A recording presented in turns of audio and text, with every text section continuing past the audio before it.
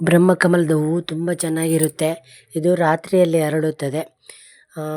ಇದು ನೋಡಿ, ನಮ್ಮ ಮನೆಯಲ್ಲಿ ಬ್ರಹ್ಮಕಮಲದ ಗಿಡ ಇದೆ. ನಮ್ಮ ಸ್ಕೂಲ್ ಹತ್ರ ಎಷ್ಟು ಚೆನ್ನಾಗಿ ಮೊಗ್ಗುಗಳನ್ನು ಬಂದಿದೆ ನೋಡಿ. ತುಂಬ ಮೊಗ್ಗುಗಳು ಬಿಟ್ಟಿದೆ.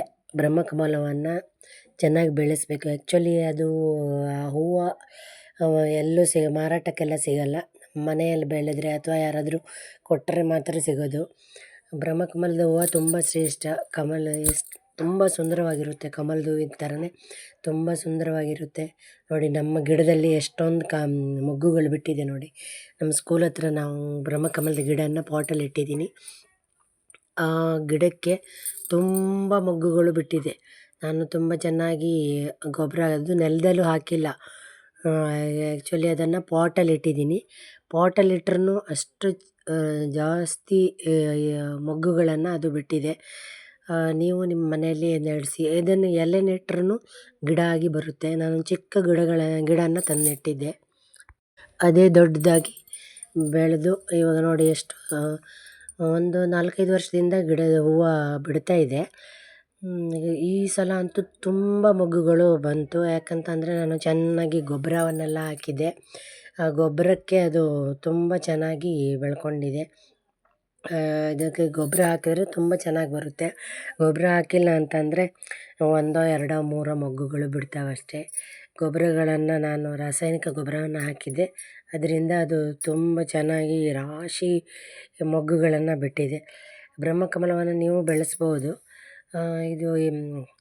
ಇದು ತುಂಬ ಶ್ರೇಷ್ಠವಾದಂಥ ಹೂವು. ಇದು ಸ್ವಲ್ಪ ಗ್ರಹ ದೋಷಗಳೆಲ್ಲ, ಬ್ರಹ್ಮಕಮಲದ ಹೂವನ್ನು ನಾವು ದೇವರಿಗೆ ಅರ್ಪಿಸೋದ್ರಿಂದ ಗ್ರಹ ದೋಷಗಳೆಲ್ಲ ನಿವಾರಣೆ ಆಗುತ್ತೆ. ಮತ್ತು ಅದನ್ನು ನಾವು ಯಾರಿಗಾರು ಕೊಟ್ಟರೆ ಅದು ಅವರು ದೇವರಿಗೆ ಅರ್ಪಿಸ್ತಾರೆ ಅದನ್ನು. ಸಬ್ಸ್ಕ್ರೈಬ್ ಅವರ್ ಚಾನಲ್, ನಮ್ಮ ಚಾನಲ್ ಸಬ್ಸ್ಕ್ರೈಬ್ ಮಾಡಿ.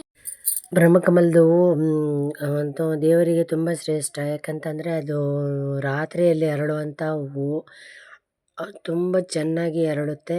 ತುಂಬ ಸುಂದರವಾಗಿ ಕಾಣುತ್ತೆ ಆ ಹೂವು. ಇವಾಗ ನೋಡಿ ಎಷ್ಟೊಂದು ಮೊಗ್ಗುಗಳು ಬಿಟ್ಟಿದೆ ಅಂತಂದರೆ, ಈ ಸಲ ಅಂತೂ ತುಂಬ ಜಾಸ್ತಿ ಮೊಗ್ಗುಗಳು ಬಿಟ್ಟಿತ್ತು. ಒಂದೇ ಸಲ 30-40 ಮೊಗ್ಗುಗಳನ್ನು ಬಿಟ್ಟಿದ್ದದು. ಒಂದೇ ದಿನ 10-15 ಹೂವು ಆಯಿತು.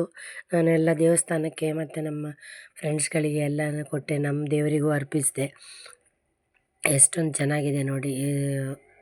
ಅದು ಚಿಕ್ಕ ಗಿಡನೇ, ಅಷ್ಟೊಂದು ದೊಡ್ಡದು ಅಲ್ಲ. ಅದು ಪಾಟಲ್ಲಿ ಬೆಳೆಸಿರೋದು, ಆದ್ರೂ ಅಷ್ಟೊಂದು ಹೂಗಳನ್ನು ಬಿಟ್ಟಿದೆ.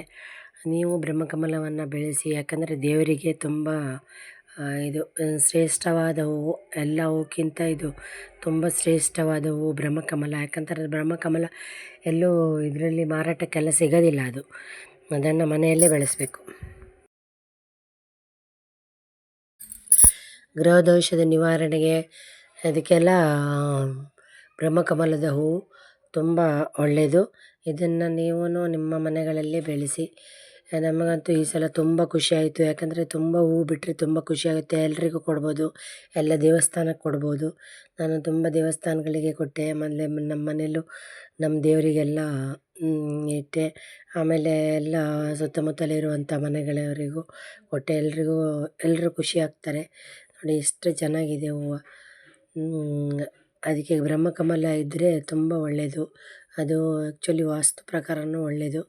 ಬ್ರಹ್ಮಕಮಲದ ಗಿಡನೂ ಯಾವಾಗಲೂ ಮನೆ ಮುಂದೆ ನೆಡಬೇಕು. ತುಳಸಿ ಗಿಡ, ಬ್ರಹ್ಮಕಮಲದ ಗಿಡ ಎಲ್ಲನೂ ನಾವು, ಮತ್ತು ಸ್ನೇಕ್ ಪ್ಲ್ಯಾಂಟ್ ಎಲ್ಲನೂ ವಾಸ್ತು ಪ್ರಕಾರ ನೆಡ್ತೀವಲ್ಲ, ಅದೇ ಥರ ಚೆನ್ನಾಗಿ ಬೆಳೆಯುತ್ತೆ ಬ್ರಹ್ಮಕಮಲ.